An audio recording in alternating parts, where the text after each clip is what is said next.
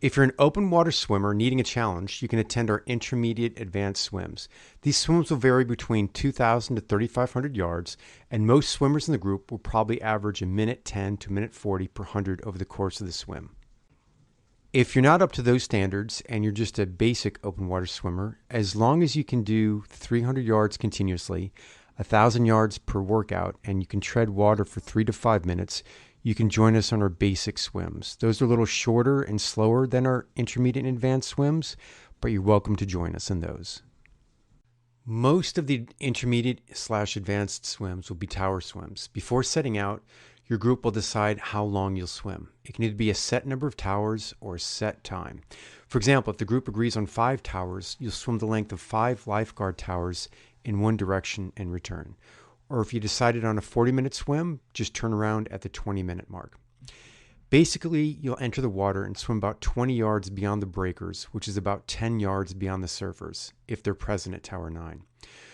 You'll regroup there for about 2 to 3 minutes to allow everyone to catch up. This will be the only pause in your swim.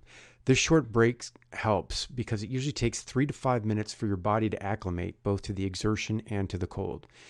The swim out about 2 to 3 minutes, along with a 2 to 3 minute regrouping, will allow your body to adapt to the conditions. And then from there, you'll commence swimming continuously until the end of your swim. During the regrouping, you'll figure out which way the current is coming from. The majority of the time, it is strongest from the south or it's neutral.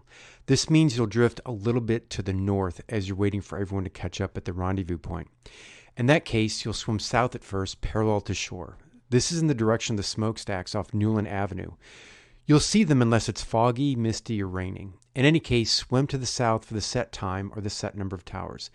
As a rule of thumb, the towers are about 200 yards apart. I don't want to argue this point, so just assume 200 yards.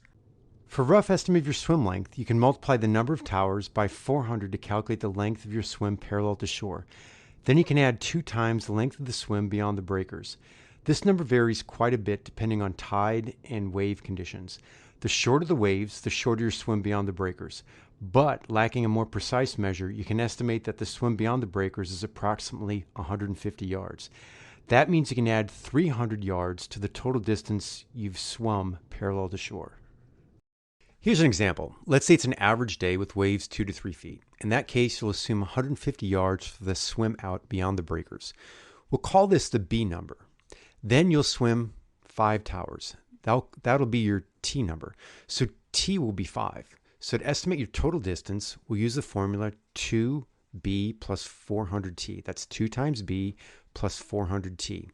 In this case, that'll be 2 times 150, because your B number is 150, plus 400 times 5. 5 is your T number of towers, which equals 300 plus 2,000 for a total of 2,300 yards. Again, probably half the swimmers, probably even more than half, especially the triathletes, are wearing sports watches. So you can ask one of them about how far your swim was. Generally, the larger the waves, the farther out they break. So a day with 5 to 7 foot waves will have a B value of about 250 to 300, maybe even 350 yards. So congratulations, you're swimming a little longer B number that day. Oh, and you're probably swimming farther back to get even with Tower 9 because the currents generally are stronger the larger the waves are. It's not 100%, but it's a good rule of thumb. But the current is a discussion for another vlog post. If it happens that the current is strongest from the north, as it is most of the winter months, you have some options. Option A, you can swim a tower swim heading north. Option B, swim to the buoy and then to the end of the pier and then return. Option C, swim to the south with the current at first and then against the current on your return trip. Option D, swim the buoy at the start, return to the rendezvous point, and then proceed to swim south as in a southbound tower swim, turn around the set number of towers, and come back. Option A, the problem with the northbound tower swim is twofold. First, they're usually random surf competitions. They're marked with a reddish-orange buoy about 250 yards out from Tower 3. This marks the quadrangle of death, as you'll see in the video. You do not want to swim in this area. If you do, Tower 0 will yell at you using a loudspeaker. Within moments, surfers near you will be yelling at you. Then the third movement of the chorus begins when people on the shore join in. Unless you enjoy being yelled at, do not swim in the quadrangle of death. Oh, and even if there's not a surf competition, there's the pier. It's probably not moving for you. If you want to swim more than 5 towers going north, you have to shoot the pier. This can be scary, but if you're an intermediate advanced swimmer, your speed will help. Just beware of the odd currents beneath the pier. You will want to avoid the pylons. There are barnacles there, and they're razor sharp. If you do get bit, I hope you're up to date with your tetanus shot. Option B for northbound swimmers is to swim to the buoy and then take a hard right to the end of the pier. It's about 450 yards to the buoy and then about 800 yards from there parallel to Tower 1 just south of the pier. That means your round trip, if you turn around equal to Tower 1, would be about 2,500 yards, roughly a mile and a half.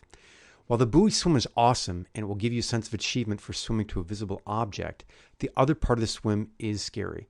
Most people don't want to swim about 450 yards out and stay that distance away from shore for any length of time. I understand this. I don't want to either. Yet it is better than swimming through a surf comp. If you want to swim this general route or any route near or through the pier, please keep in mind that there are fishing lines emanating from the end of the pier almost every day. To be safe, you'll want to swim a good 80 yards north of the pier to avoid entanglements. Even on a sunny day, it's hard to see the lines. On an overcast or cloudy day, you probably won't see them.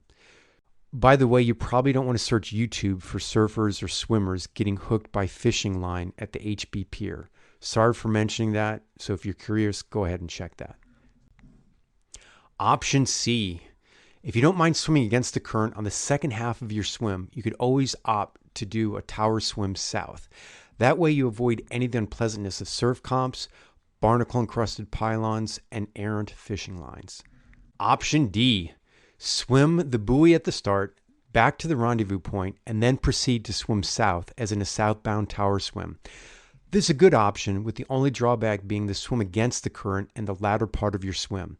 But if you're an intermediate advanced swimmer, you should be fine. Sighting. On the way south, you'll want to keep the smokestacks on your left shoulder between about 10 and 11 o'clock. As you approach the smokestacks as you go south, they'll be closer to 10 o'clock and then eventually 9 o'clock. So adjust your sighting accordingly. It is more difficult to swim south as there's no visible objects to keep in mind. Now, on the way north, you can see the squat middle building of the pier.